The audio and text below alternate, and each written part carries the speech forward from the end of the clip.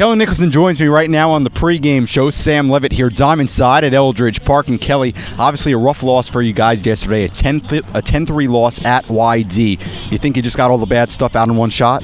We're hoping so. You know, it's sometimes it's better to lose 10-3 than it is, 1-0 in the bottom of the ninth. So, it was a good ball game for a while.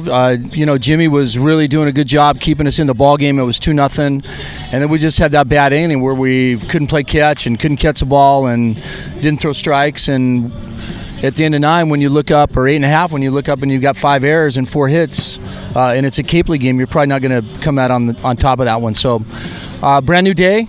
And, it's 2 out of 3. So we're lucky we get another shot at him today. And we play well, and we can get to Game 3 tomorrow at YD with Matt Boyd, and we like our chances there. And let's go back to that 8-run 6th inning for a second. Jimmy Reedy had pitched pretty well up to that point, started struggling a little bit. Do you feel at all handcuffed due to the state of the pitching staff that you had to keep him in a little bit extra? Well, a little bit. It was 2-0, and there was an out, and then there was a single and a double, and it was second and third with 1 out. And they were down at the bottom of the order, right-handed hitters, open base, and that 8-hitter just hit it over Monty's head. And, then it was 4, and then we had to ride Jimmy a little bit, because we are short down in the pen. But Chase Johnson came in and, ate up an inning and a third, and then PC came in and did a good job too. So, hey, we did what we had to do, and we still have arms available for today, and we're going to have arms available for tomorrow. So we're going to be all right. We're not, Brownie and I have talked. We're trying to win the whole thing. We're not trying to win one game. So when we're doing stuff out there, it's in the best interest of winning the whole thing. And I know that we have to win games to do that, but we also have to save arms as well. So. We think we have a good plan going into today. McNitt's going to start, and hopefully we're going to get a good performance out of him. He's, like you said, he's pitched on a big stage. He's pitched at LSU in front of 15,000 people. He's pitched in Omaha.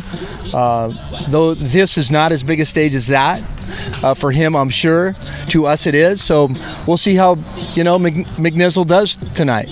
How do you think that helps him pitching on such a big stage in the College World Series? How do you think that helps him? Obviously, it's not the same kind of thing here in the Cape League, but mentally, how does that help him? Yeah, I think it's going to do him a world of good. Be like, hey, no big deal. It's just another ball game. Kind of win or go home, and he's been in that before. So we have all the confidence in the world in Brandon tonight.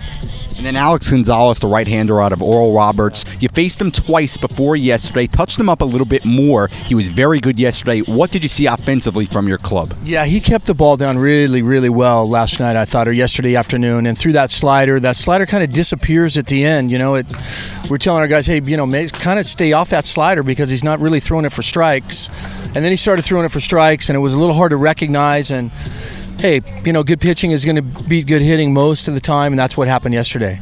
And then Brandon McNitt, of course, going tonight, the right-hander out of Stony Brook. We just talked about him. What can we expect out of him tonight? Well, I think you're going to expect a kid that's going to compete his rear end off out there. He should throw a lot of strikes. He should keep the ball down in the zone. Hopefully he's going to get that changeup going and throw that little cutter for strikes and keep those guys off balance and hopefully pitch in a little bit, keep them honest and keep them off the plate. But he's going to have to locate the ball down in a way tonight to have success against these guys. And then you were down 10-0 in the 9th inning, had a little bit of an offensive spark. Kevin Brown with a solo home run. You decided to put him into the lineup tonight. You trying to catch lightning in a bottle a little bit? Yeah, maybe. We'll see. Jake, the last part of the regular season, has scuffled a little bit and has scuffled a little bit in the playoffs. He had a double against Harwich the other night. But, I just really like the way Kevin Brown competes. And hopefully we can catch lightning in a bottle with him in the lineup. All right, and then your team, they faced a lot of adversity in the second half of the season. What's the message going into the night, really, with your back against the wall? Yeah, compete. Just compete. I just told them to compete. So when we win or lose tonight, we can walk out of here with our heads up knowing that we did the very best we can. Okay, and then Matt Boyd finally pitching tomorrow if there is a Game 3. Is the message to your team a little bit, hey, if we win tonight, if we can get that victory and get it back to YD, then we have Matt Boyd going tomorrow, and all of a sudden the pressure is back on YD a little bit. Absolutely. That's what I told him. I told him that exact same thing after the game last night. We got Boyd going, and then that would be Game 3, and then we got Pfeiffer in Game 1, and if Wareham happens to win that series, and I know we're looking way ahead and we should not do that, but just kind of being realistic, then you got Pfeiffer going against Wareham that's up 1-0 against all those lefties, and hey, crazier things have happened. Crazier things have happened. I don't think anybody thought Stony Brook was going to go down and beat LSU, and I don't think anybody thought the Red Sox were going to win 4 from the Yankees. So this pales in comparison to those accomplishments, but we're going to do what we can. Hopefully we're going to come out and compete. It's going to be fun. It's going to be a good crowd. We have a really beautiful night here in Orleans, so it should be a good night of baseball. Okay, thanks, Coach. Good luck tonight. You bet. Thank you, Sam. All right, well, Kelly Nicholson and his club, they're going to try their best impression of the 04 Red Sox. Kevin, back to you.